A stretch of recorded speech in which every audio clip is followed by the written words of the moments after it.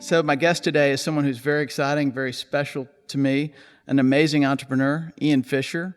Ian is the founder of several businesses, Fisher Windows and Supa Doors, also a real estate investor, and really an amazing charitable soul as well, someone who is actually very charitable to me in the early days. So Ian, an honor to have you here today on this podcast. Chris, thank you. It's my honor, believe me. So Ian has kind of an amazing story because Ian is an immigrant to the United States. You came here from South Africa at 29 years old? 29, almost 30. So you came to the United States with basically nothing. I think the number you told me was about $5,000 in your pocket. That's correct, because at the time, South Africa had these pretty stringent exchange control regulations, and you could take out 30,000 plus minus, but when we came, we had 5,000 to get us started. So your story is amazing. You came to the United States basically with nothing.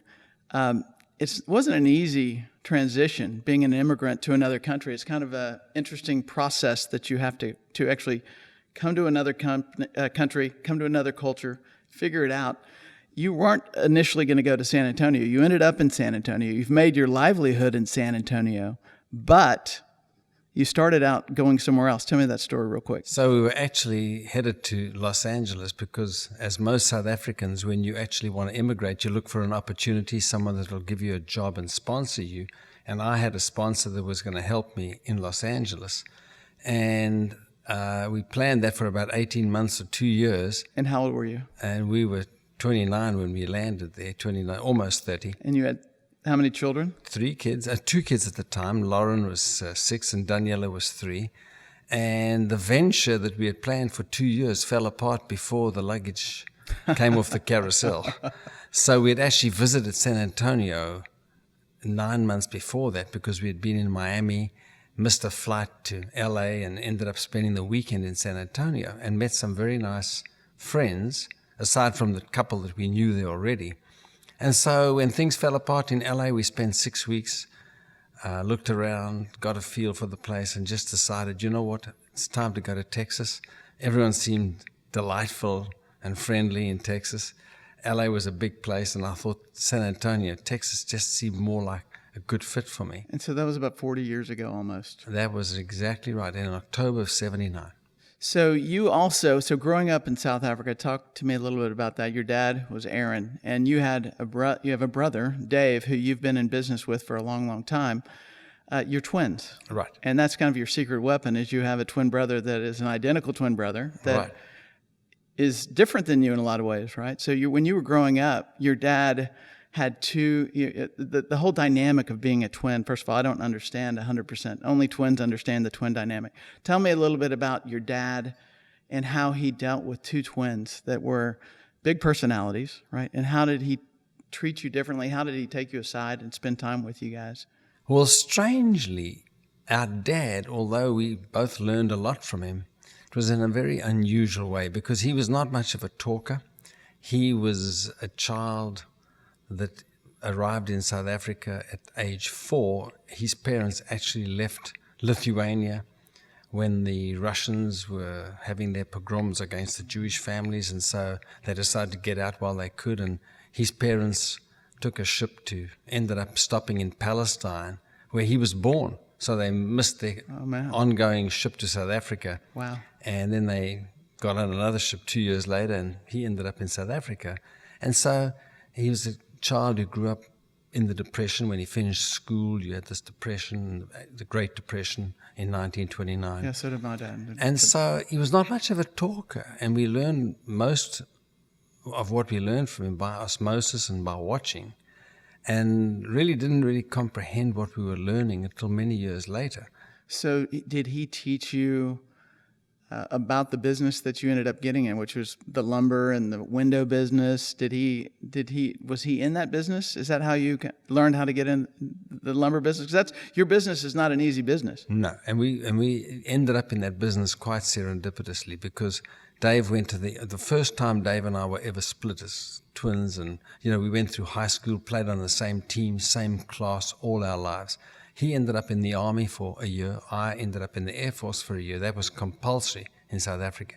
When we came back, my dad, who had worked at one lumber company his whole life and grown up to, be quite a director on the board of this public company, but he said, "Where are you going to be staying?" So I said, "You mean like where we're going to be sleeping tonight?" He said, "Yep, because if you're staying here, you're going to have to pay rent. If you're not going to college, you pay rent or you go find someplace else to stay." I said, and he says, "By the way, we need forklift drivers at the lumber yard." And so I said, "I think I'll take that job." And that's how it happened, ridiculously. And so how old were you then? I was then 19. And so did you ever go to college? I never went to college. So you learned the business from being at the starting as a forklift driver, site. going into the office, running a dispatch office. And while I did that, Dave became a CPA. That's why I always say he's the smarter brother, see. So when he qualified as an accountant, by that time I'd had 5 years experience, and we decided to start our own company, which was in 1975. And so we started our own business then. In South Africa. In South Africa. And of course my dad, who was not a big communicator anyway, was not very happy about that because he saw us both following in his footsteps at a public company, and I wanted not much to do with that. I had the entrepreneurial spirit, and I said, let's just go do it for ourselves, which we did. Well, so one of the things about not graduating from college, that probably was to your benefit at some point when you look back in life. You're like, I had to learn. No one was going to give me credit. No one was going to kind of hire you right off the bat. Maybe that you actually had to go make your own way in a lot of ways. And then you have the secret weapon, which is Dave on the side. So when you guys started your own company, you had the CPA, and you have a lot of sales attributes, but you also, I don't think you always give yourself enough credit, but you are also a huge manager. You have a huge vision for the way things need to be run. You're a great motivator. I've seen you interact with employees.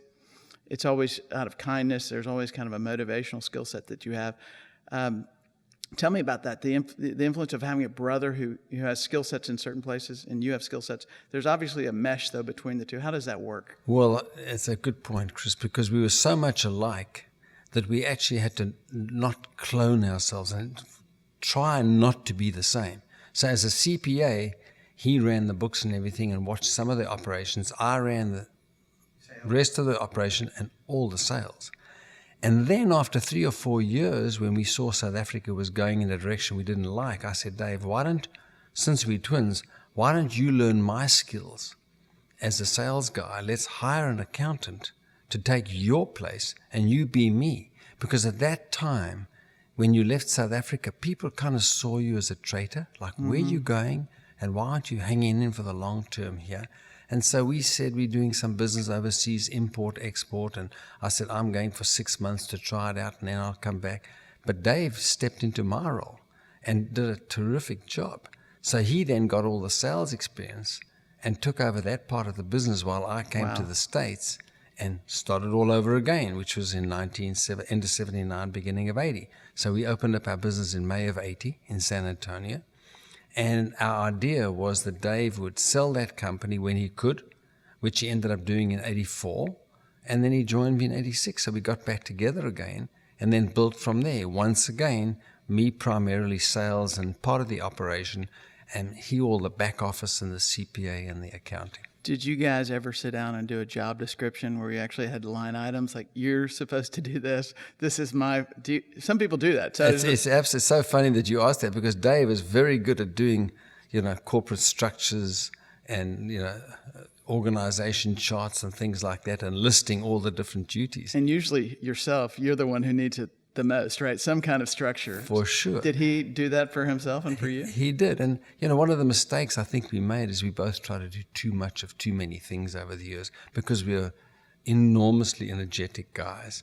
And so we always just made time for everything, our charitable projects, whatever we were doing, our home projects, our business. And we always thought we could do as much or better than anyone else in the company, which I learned later is not the right way to run an organization. You learn, when you finally grow up, you realize, delegate a whole lot more, and we learned to do a better job out of that as we went on. So when you got to the United States, you got in the home building business, which is notoriously kind of buy the low bidder, so you're selling to big home builders, and that's not an easy world. So to break into that, you're you're in your 20s, early 30s. When did you guys decide you're going to start the company in San Antonio? What, were you 29 or were you in your early 30s? Did you just do it immediately when you came to the United I States? did it immediately. I mean, because I had to get started. And of course, the biggest challenge was funding. We were always undercapitalized because You had no couldn't get your money out of South Africa. And it's a lot of money to actually build the product. It right? takes a lot of product. And that particular business, like you said, it's commodity. And it was Fisher Windows was the name of the It was started as Fisher Lumber. Fisher Lumber. And then Fisher Millwork, which is doors, trim, everything that goes onto the interior of a house, then Fisher Windows. And then the one that we were strangely able to branch out with the most was the window division, because we were able to buy a company in Houston from one of our actual suppliers, and that really became the impetus and became the biggest part of our business in the end. So the lumber was only San Antonio, millwork was San Antonio, Austin, and windows was Houston, Austin, Dallas, and San Antonio. That's so that amazing. really grew. And that company, as it turns out, has become the best company we had under the management of the people that bought it from us when we sold in 2000. So you talked a lot about being high energy, right? And sometimes that gets you in trouble. You came here shortly after you got here. The mid '80s happened. You know, the oil crash. You have all the Texas banks that fail. Almost every major bank in Texas was in receivership. That was a wild time. Tell me about that, because you were still young. You're in your 30s when that's going on. There's a memory in your mind, right? That there are ups and downs in the home building business. There's ups and downs in the lumber business. And when it's down, It's down. it's down. You know, that never goes away. That memory was horrific, because the reality was our clients were all going out of business. The banks were going out of business. The S&Ls went out of business, never to return. And so many of us as suppliers just we couldn't sell our inventory. We couldn't collect our book. And so we were very, very close to borderline out of business for years.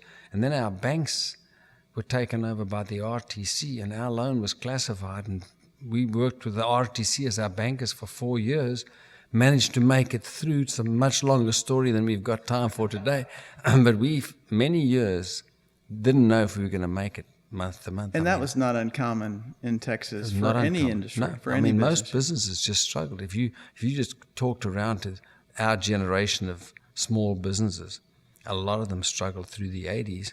And the strange thing is, when the recession of 2010 through 2008 through 12 came along, most Texans didn't worry much about it. I mean, it was certainly a recession, but it was nothing compared to what the 80s recession was in Texas. The rest of the country felt that the last recession, the Great Recession, a lot more. So you always had in the backdrop this desire to build real estate, build industrial, be involved in retail centers, be involved in residential properties that you own with cash flow. That was always a backdrop. When I first met you, the industrial building that you own in Brittmore, you said, I built this so that we could sell it someday, that it's almost institutional in the way we built it. It's tilt wall. It was a front load industrial building. Always in your heart, owning real estate. Also, you told me the great story of you bought a piece of property off of Camp Bullis Road from a farmer that you actually persisted on just going out there every weekend with your daughter, playing with their animals, and finally he relented and sold the property to you, which turned out to be where you built your company. Real estate's always been a passion of yours behind the scenes. Tell me a little bit about that. Why the draw to real estate? So my dad, who, as I mentioned, was not a great communicator. Our mom was a fabulous communicator, but my dad didn't say much. But if you were around him, you learned to listen a lot more than you spoke, because he was not a patient guy. But he always told us, if ever you do your own business, be sure to own the land, because if you don't own the land, you'll never be worth anything. And he said to us once, land's not like a goat. A goat can walk away, land goes nowhere. And so and we didn't even understand at the time, but the message sunk in. So when we started our company in South Africa, we managed to buy the property. When I started in San Antonio, we managed to buy the property. When I came to Houston, we rented for a little while. We always went to buy the property. And it was such a good lesson, the value of which we realized more and more as we got older, because so much just goes over your head when you're young. But thank goodness that one stuck. And so, time has a way of flying by. And if you can have a short-term mortgage, not stretch it out too far, before long you've got a terrific asset in your hands. And that's proved to be the best advice my dad ever gave us. And of course, in the 80s recession, we had some trouble hanging on to some of the properties that we bought. But as the years went by, we could try to spread our little portfolio and have some rental houses and have some commercial property and keep our industrial properties. And it just seemed the best kept secret. It's such a logical step. One wonders why more people don't do it. And I think people are scared of the real estate because they've heard what happens in busts, I, for one, was always scared of the stock market. I think I've got a 100% track record of losing money absolutely every time I invested in the stock market. So I just kind of liked land a little more, and so we did that. It turned to be a good lesson. So your brother was on board, Dave was on board with this the entire time? He was, because my mom always used to say, Ian walked first, but Dave walked correctly. And so I was always the idea guy and kind of the vision guy, and he was the guy that structured everything behind me, and it worked well for us.